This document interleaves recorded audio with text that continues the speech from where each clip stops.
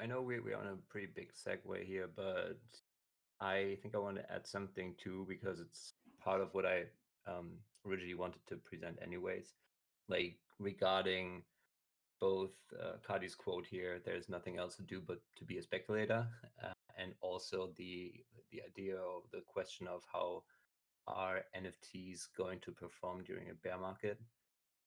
And lastly, maybe the question, why do billionaires like NFTs so much, right? That's something that's pretty apparent right now. Um, let me share my screen real quick.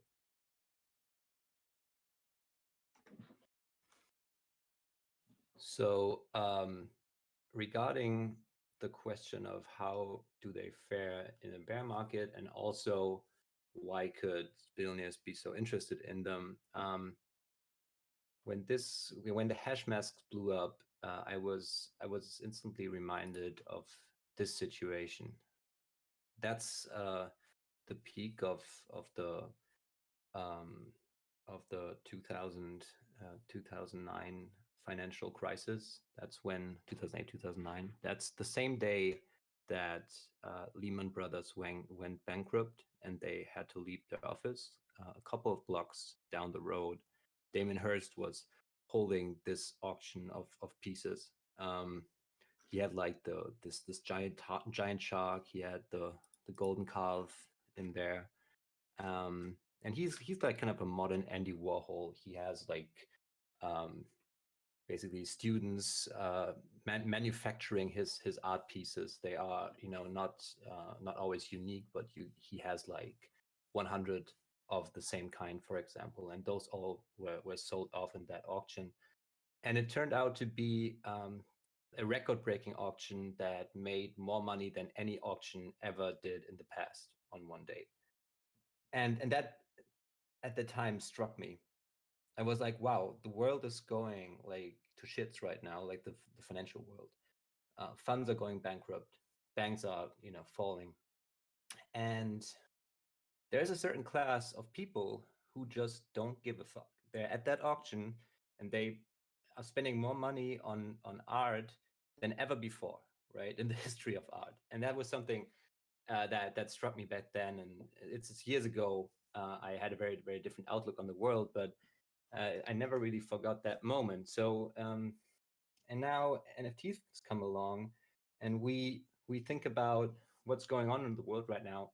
And in my opinion, I was thinking about what asset classes in a global unraveling, like an unraveling of the debt cycle, that could come with like hyperinflation or stagflation or whatever, like even assets would get hit. Like assets don't forever get repriced when things become really, really turbulent. And art might actually be one of the asset classes that people might want to look for to store their wealth in.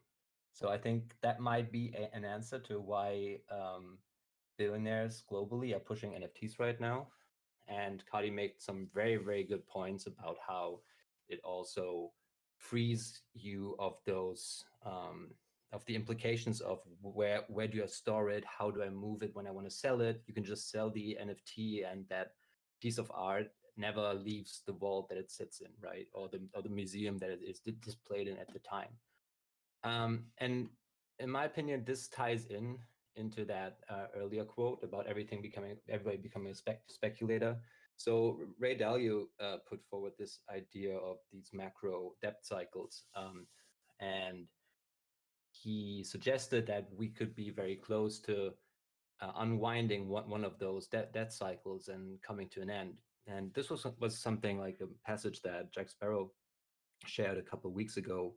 And this is an account from London in the 1820s, where, I quote, "Everybody speculated in something. Not only the world of business, but the entire population was swept along in the craze of gamblers.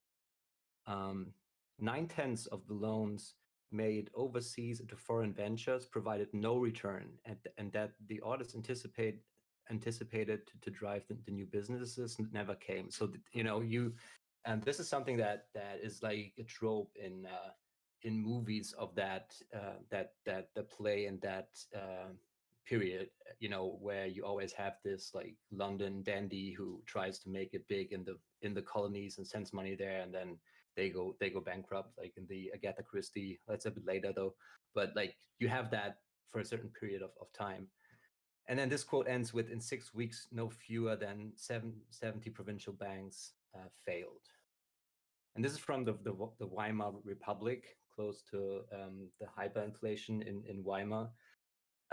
Gambling on the stock exchange had become the fashion, the only way to avoid losing all one's money and perhaps to add to it. And and that rings a bell, right? Like everybody is aware now that they are losing money if they just keep it on their bank accounts. Many new bankers were giving people advice to flight from the krone governing all transactions. Communists are seething with discontent. A mob has attempted to set the parliament building on fire. So this is something Holy else that, shit. holy shit, yeah. Um, and this is actually another thing. Like some people fear that the left might succeed in overthrowing certain governance as the discontent with the ruling class is increasing, right? So you got to find ways of keep, like, even if you made the right move and you stayed in assets all that time and you increased your wealth, you need to keep those assets, right? It will be there could come a dangerous moment where um, you know uh, where um, where new governments try to seize those assets. So, in terms of how do we fund a general basic income, because the population is suffering, we need to tax the wealthy, right? And that tax the wealthy thing um, can reach more extreme forms potentially. This is the last one from Weimar. Let me see where I want to quote this.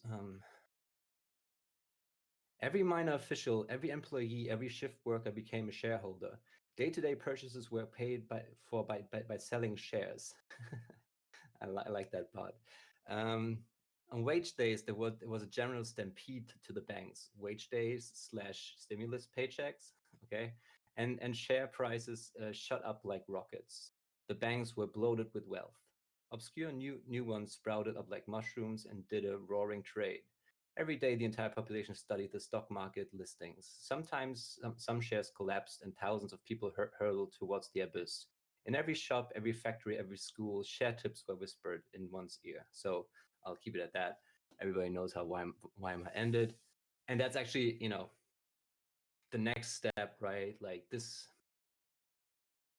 independently of how you manage to navigate through that, this is historically, this ends in war, and this ends in like serious societal disruption.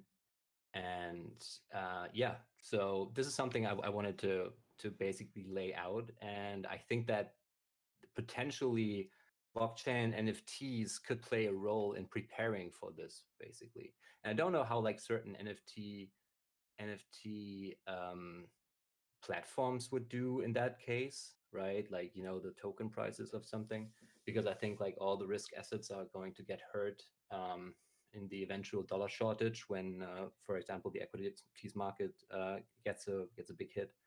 Um, but the NFTs itself, themselves, they could be very valuable, right? Like depending on what on maybe they are representing an actual like physical art piece, but also the ones that are exclusively virtual.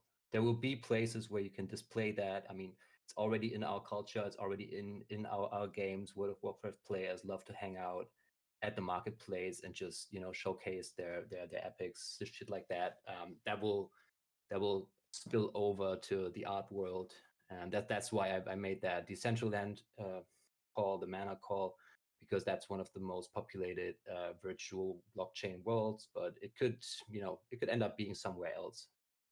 And yeah, that's my case for NFTs and the debt cycle. Um, I also got, of course, I got charts, but maybe Chris or Zavi want to go first, so we don't have one person talking for too long, or maybe you guys have opinions on this case that I just laid out. This is very relatable. This is scary relatable. No, but go ahead, keep going. It's fine. Yeah, very